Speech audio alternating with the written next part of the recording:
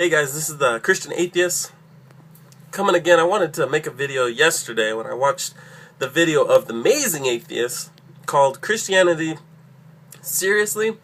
And real quickly, if you're a Christian, go subscribe to the amazing atheist. Let's just bless him with a lot of subscriptions. No, but seriously, he is got some amazing ideas.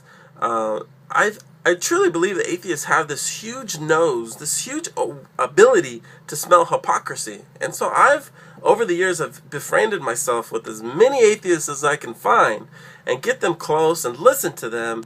And I've learned so much, guys, so much. So I'd encourage you to do that. I think in the church, our Christians don't even have a nose for it. We don't even see how we are being perceived by the unbelieving world. And that's, we need to pay attention to that. So, real quick, he started talking about Jessica Ahlquist, this little girl, 16, I believe, Rhode Island High School.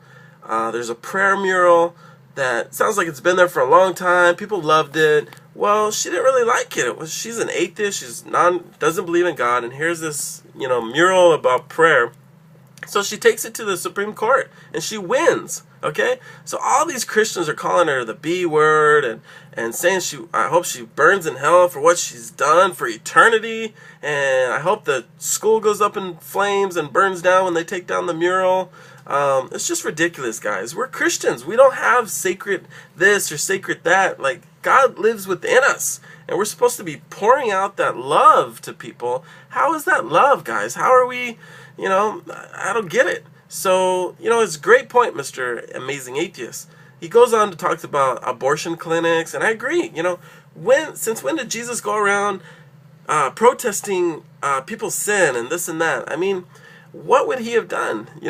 He'd probably, before they got an abortion, tried to talk to them. Maybe even afterwards, instead of calling them a whore, he'd probably come alongside of them and say, hey, let me buy you some lunch, or I don't know how hard abortion is on your body. Maybe you got to go visit them in the hospital. I don't know, but get close to the sinners, if you want to call them sinners, people that do things that you don't think is right. You have this idea that they're so wrong, and so, well, love on them.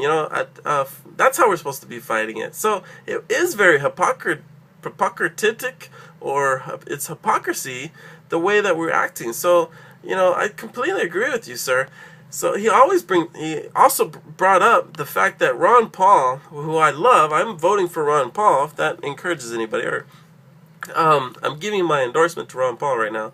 But he recently was in the debate, excuse me, and he brought up the golden rule, and the whole audience of Republicans, right? And they make the point that Republicans are thought of as the Christians of politics.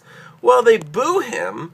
I mean, it was a big boo. Usually with Ron Paul, you're going to get some boos, but you're going to have some cheers. It was all boos, guys. The golden rule. And the atheists, he made a point. He said either they're so ignorant of what Jesus taught, or they don't care. And I think, guys, we need to take that to heart. If you're a Christian out there, I agree with them. Ron Paul saying, hey, we shouldn't go bombing people, invading them, if that's not what they've already done to us. And so, it was a great point. Like I said, I agree with your whole video this time around, my friend. And so, also Tim Tebow. Like, 43% of Americans believe that God helped Tim Tebow win the football games.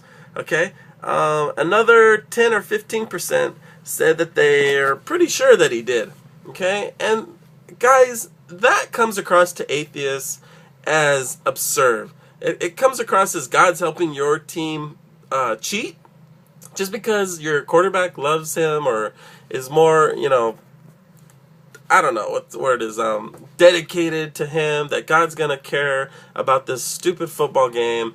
And, I could get into the theology behind that, but the point is, we tend to take the responsibility off of ourselves.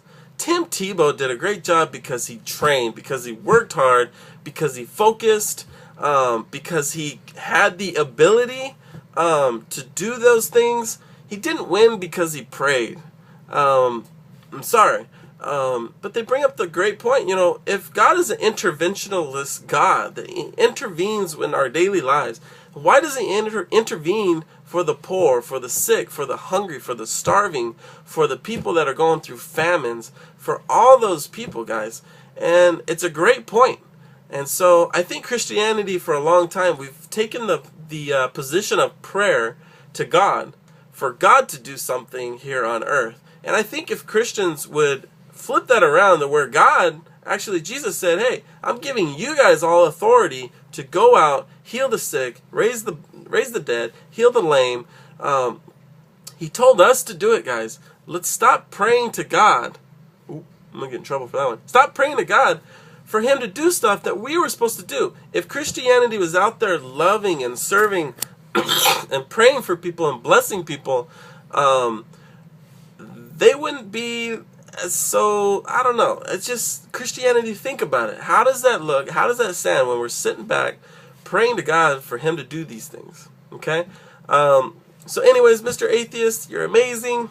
I hope you don't not like that I'm responding to you in this one. I keep it up. I agree with a lot of the stuff you say. Thank you for bringing it up. It needs to be talked about. It's ridiculous. Prayer is not to win football games. Prayer is good, and we can talk about that. But I hope you understand. God bless you guys. Please subscribe here, and let's have great conversation. Have a good time. Let's keep it nice. You guys have been great so far. Find me on Facebook, Nicholas Rodriguez, nick.biz at facebook.com. Love you guys. Let's keep it up. Any comments, I will respond to questions. If you're a subscriber, I'll get to you first. That type of thing. Love you guys. Bless you. Adios.